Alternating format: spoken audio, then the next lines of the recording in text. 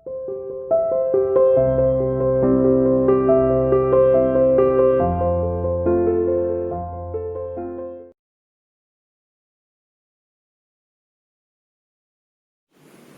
students, welcome to CRE International School online classes. How are students? Hope everyone will be fine there. Dear students, as you know that we have started the last chapter of Hornbill, that is Silk Route. Most of the paragraphs we have covered, but a few paragraphs still remain that we have to cover. So students, let's continue the remaining paragraph. बेटा हमें start करना है. The town had a couple of rudimentary general stores selling Chinese cigarette, soap and other basic provisions as well as the usual strings of prayer flags. Town में 2 अर्ध विकसित किराना की दुकानें थी जहां क्या सेलिंग होती थी, चाइनीज सिगरेट, सोप और जो बेसिक चीजें होती थी वो, और साथ साथ क्या, स्ट्रिंग्स ऑफ प्रेयर फ्लैग्स को भी वहां पर बेचा जाता था. इन फ्रंट ऑफ वन, उनमें से एक दुकान के सामने, main gathered in the afternoon, कुछ लोग जो है दोपहर के बाद एकत्रित होते थे. For a game of pool, मतलब खेल खेलने के लिए, एक गेम खेलने के लिए. देखिए, द बैटर्ड टेबल, जो टूटा हुआ मुड़ा हुआ जो टेबल था, looking supremely in Congress in the open air, मतलब खुली हवा में वो टेबल बहुत ही बेतुका लग रहा था, बेढंग लग रहा था, ऑड लग रहा था. वाइल नियर बाय, जबकि नजदीक में, women wash their long hair in the icy water of narrow brook that babbled down past my guest house. जबकि नजदीक में औरतें क्या करती थी, वॉश देयर लॉन्ग हेयर, वे अपने लंबे बालों को धो रही थी. कहा, इन द आइसी वाटर, बिल्कुल जमे हुए पानी में, of a narrow brook that babbled down past my guest house, जो मेरे गेस्ट हाउस के पास से छोटी सरिताएं, छोटी नदियां जो गुजरती थी, उसमें पानी जमा हुआ था, बर्फ जितना ठंडा था, उसमें औरतें अपने लंबे बालों को धो रही होती थी. Darchen felt relaxed and अनहरीड. Darchen जो है आरामदायक दिखा, थोड़ा स्लो दिखा, धीमा दिखा. बट फॉर मी, लेकिन मेरे लिए, it came with the significant drawback, एक जो है कमी रह गई. क्या? देयर वर नो पिलग्रिम्स, उस समय तीर्थयात्री नहीं थे. चलिए let's continue. I had been told that at the height of the pilgrimage season, मुझे बताया गया था कि जब तीर्थ यात्रा करने का जब मौसम होता है, height of the pilgrimage season करने का मतलब जब अच्छा मौसम होता है पूरा, the town was bustling with visitors, कहने का मतलब ये टाउन पूरा विजिटर से, आगंतुक से भरा होता है. Many brought their own accommodation, बहुत सारे जो है अपने साथ अपना एकोमोडेशन लेकर आते हैं. एकोमोडेशन क्या है बेटा? रहने की खुद अपनी व्यवस्था जो होती है. enlarging the settlement around its edges as they set up their tents which spilled down onto the plain. मैदान में अपने ये टेंट लगा लेते थे दूरी तक. ठीक है, यहाँ पर देखना है अपने टेंट को बढ़ाते हुए. I had timed my arrival for the beginning of the season.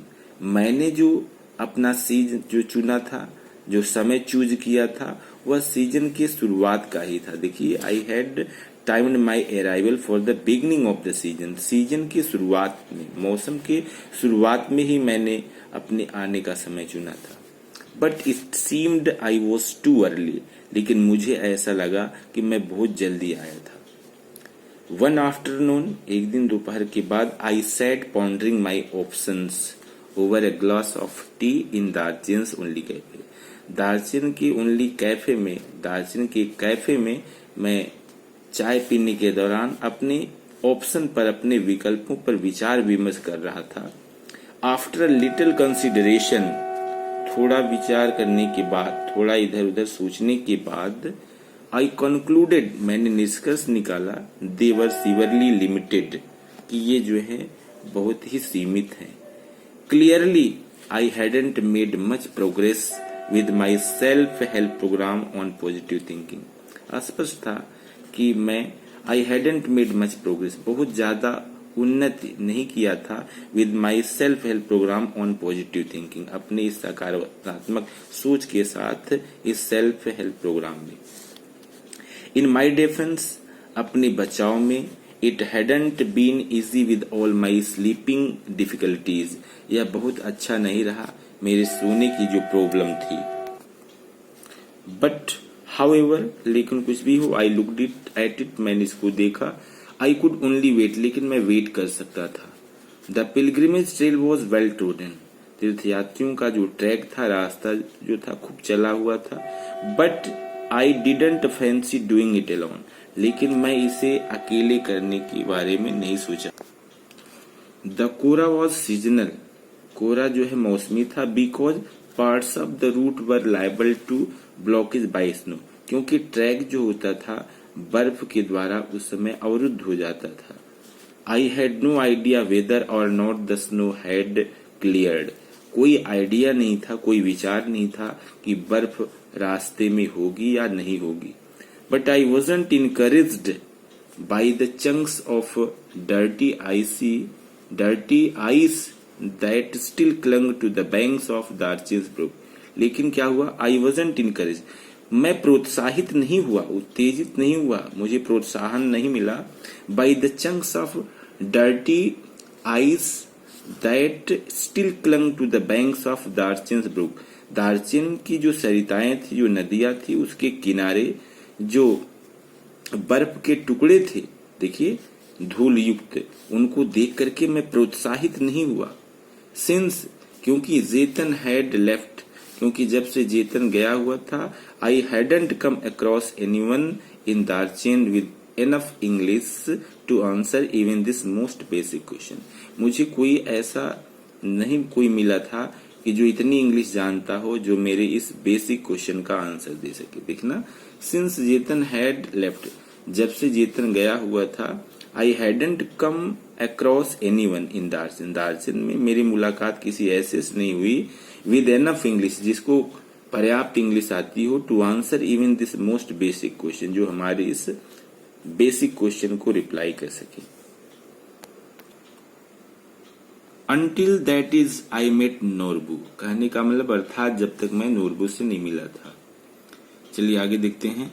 The cafe was small, cafe छोटा था, डार्क अंधेरा युक्त था, and cavernous with a long metal stove that rain down the middle, और एक लंबा चूल्हा था जो बीच तक फैला हुआ था।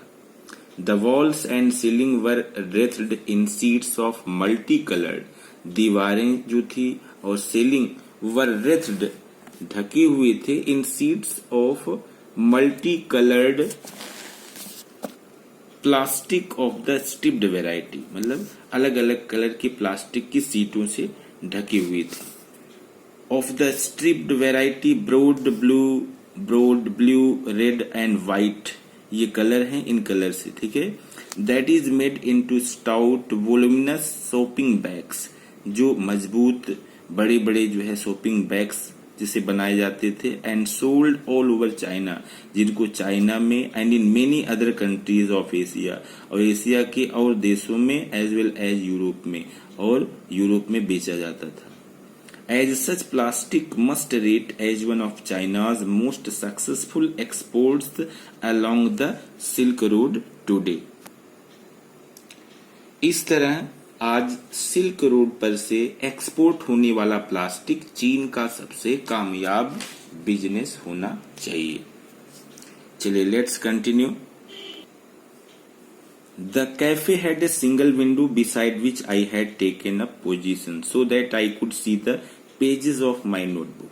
कैफे में क्या था बेटा, हैड ए सिंगल विंडो, एक ही खिड़की थी जिसके बगल में मैं सीट ले लिया था, अपनी पोजीशन लिए हुए था, ताकि मैं अपनी नोटबुक के पेज को देख सकूं। देखना, the cafe had a single window, cafe में सिंगल ही विंडो था, बिसाइड विच, जिसके बगल में अपनी पोजीशन ले लिया था ताकि मैं अपनी नोटबुक के पेज को देख सकूं।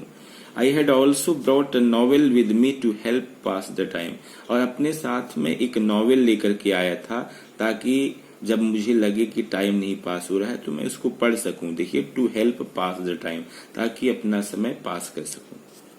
नोरबू सा माई बुक, नोरबू ने मेरी बुक को देखा। व्हेन ही केम इन, जब वो अंदर आया। And asked with a gesture, और इस भाव से पूछा कि if he could sit opposite me at my rickety table, कि वह क्या मेरे अपोजिट जो है बैठ सकता है। यू इंग्लिश, उसने पूछा कि आप अंग्रेज। ही इंक्वायर्ड, पूछा उसने। After he had order tea, फिर उसने चाय का ऑर्डर किया। I told him I was, मैंने उसको बताया कि हाँ मैं था। क्या था? English. And we struck up a conversation, और फिर हम बात में लग जाते हैं।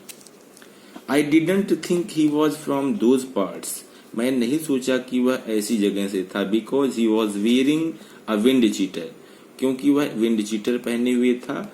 And metal rimmed speckles of a western style, और एक धातु का बना हुआ देखिए स्पेक्स लगाए हुए था वेस्टर्न स्टाइल में। ही वॉज तिब्बतन, वह तिब्बती था। ही टोल्ड मी, उसने मुझे बताया। But worked in Beijing at the Chinese academy of social science, लेकिन वह कहाँ काम करता था? इन बीजिंग, बीजिंग में। और कहा? At the Chinese academy of social science in the institute of ethnic literature, ठीक है, वहां पर काम करता था। आई एज्यूम्ड, मैंने माना कि he was on some sort of field work, कि वह किसी फील्ड कार्य से था।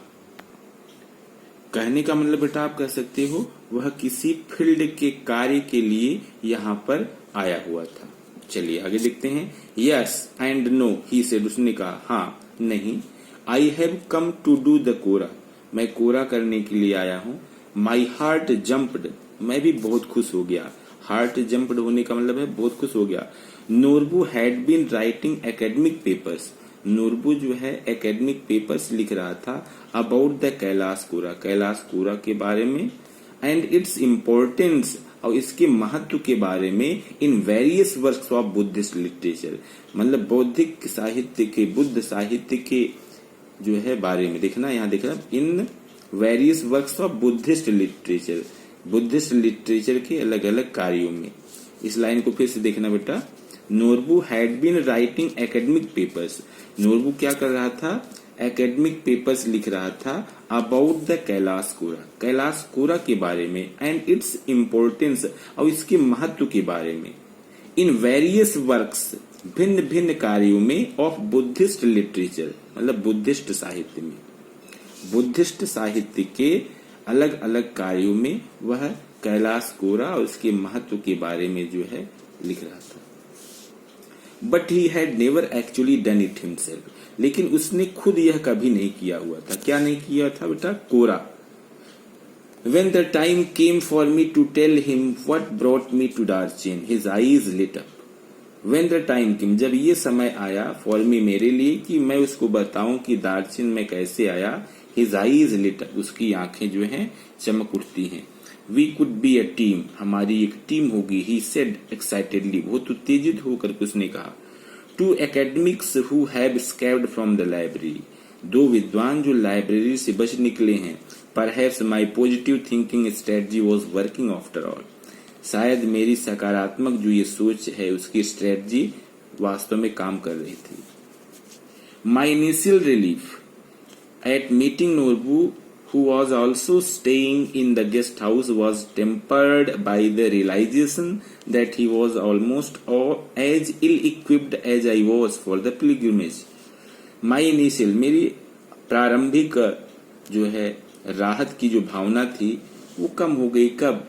देखना, My initial relief at meeting Norbu, Norbu से मिल करके हमारी जो प्रारंभिक जो आरंभिक है आराम, रिलैक्सेशन जिसको कहते हैं, आप कह सकते हो आराम, वो कम हो गया क्योंकि जब मुझे ये पता चला कि नोरबू भी गेस्ट हाउस में ठहरा हुआ था और वो भी तीर्थयात्रियों के पास जो चीजें होनी चाहिए वो उसके पास नहीं था। देखना, who was also staying in the guest house, जो भी मतलब नोरबू भी गेस्ट हाउस में रुका हुआ था। was tempered by the realization that he almost as ill-equipped, ill-equipped का मतलब क्या है?